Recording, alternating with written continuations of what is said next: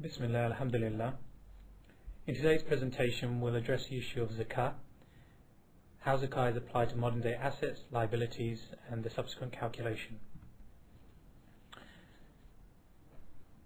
In our overview we will cover the treatment of personal assets, business assets, debts which are owed to you by others, debts which you owe to others.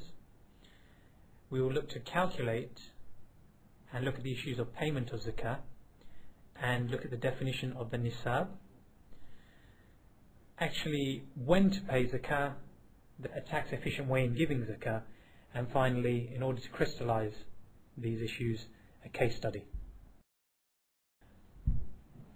Okay, the rule in relation to Zakah is relatively straightforward when it comes to personal assets, and that is to say that all assets which are owned for personal use are exempt. But there are exceptions to this, and the most common ones are cash, gold and silver, which are always subject to Zakah. The nature of the rules which are presented here are in accordance with the Hanafi school of fiqh, which is largely in conformity with the other schools, but if you do follow any of the other schools then you are requested to ask a scholar for clarification. The second point to mention in relation to personal assets is it is always paid on the balance of the assets owed on the zakatable anniversary and not on a figure which fluctuates during the year. So a lot of the time people get concerned about the fluctuating nature of their income during their zakah year, but that's not important. If one has a zakah date, then a snapshot of an individual's estate or assets and liabilities are taken at that point in time in order to determine whether or not Zakah is payable and how much that should be. It is obviously not permissible to pay Zakah on haram income.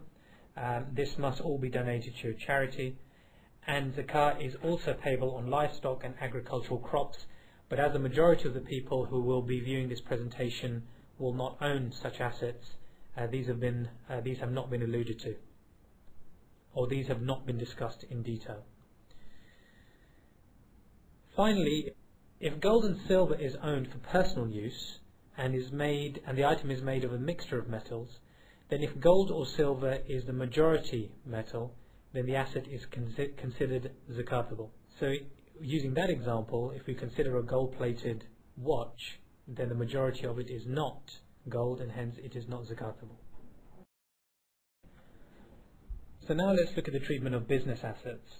Unfortunately, it is the case that many people believe that their businesses automatically fall outside of Zakah, but this is not the case, and the matter can become quite detailed. The Zakah position depends mainly on intention, and these fall into broadly 4 categories. If there's a clear intention to resell a business asset, then Zakah is due on the entire amount, and the value of the item is the market value at that point in time. So for example, if an individual holds trading stock in their business, then that is there for immediate sale and hence is considered zakatable. Where there is a clear intention to hold an investment, Zakah is not payable on the asset itself, but the asset may be income producing, for example a property. Properties are held for long-term investments, so income may be subject to Zakah. Zakah is never payable on goodwill or fixed equipment. If there is a clear intention to reside in an asset, i.e. in a property, then no Zakah is payable. This then becomes a personal asset and not a business asset.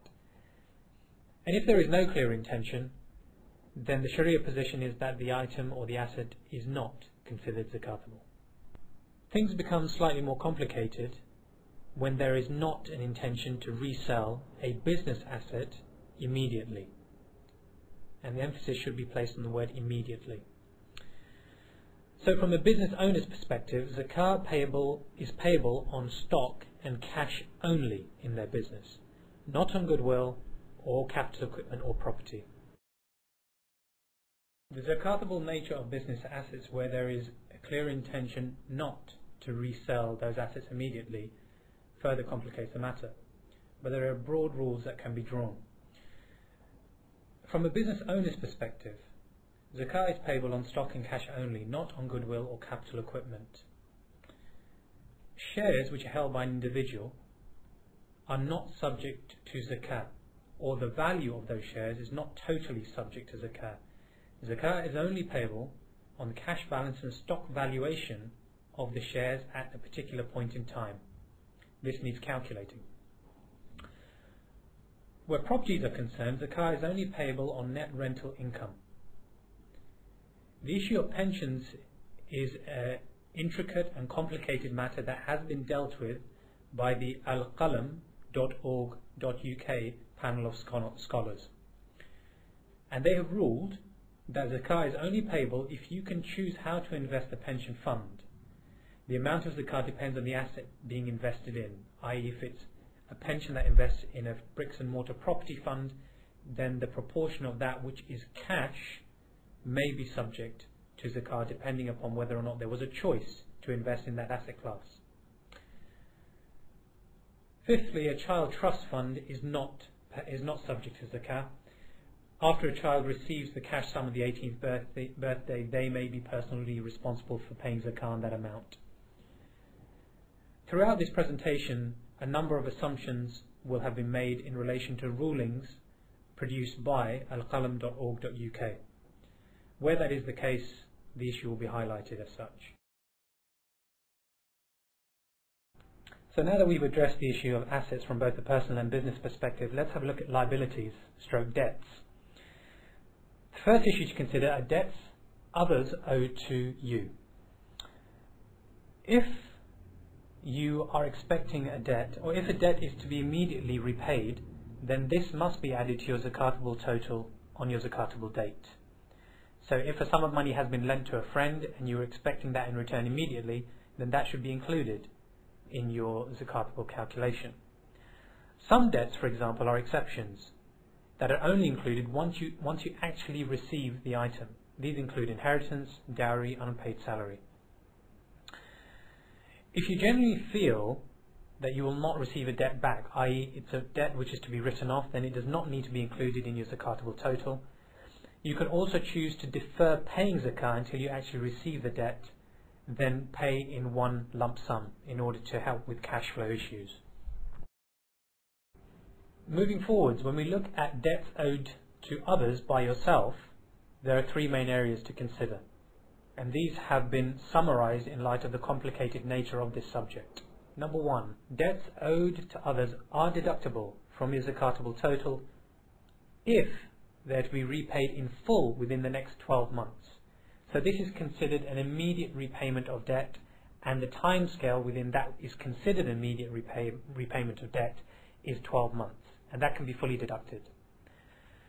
The second point to note is that debts not repayable at all in the next 12 months are not deductible in part or in whole. And the third point relates to a situation many people find themselves in, which is paying for items or being in debt by installment.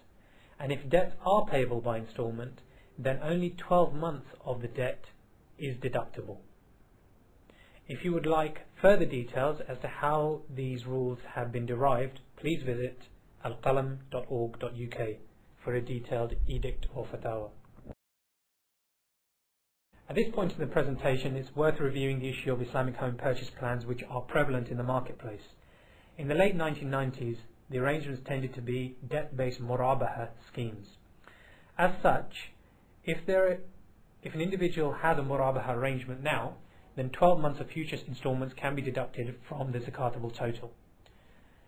As is more common these days, ijara and diminishing musharaka arrangements are being promoted and taken up by individuals. As these are not considered as debt, no future payments can be deducted from zakatable assets. In order to understand the intricacies of the fatwa that has been issued, please visit alqalam.org.uk for further details.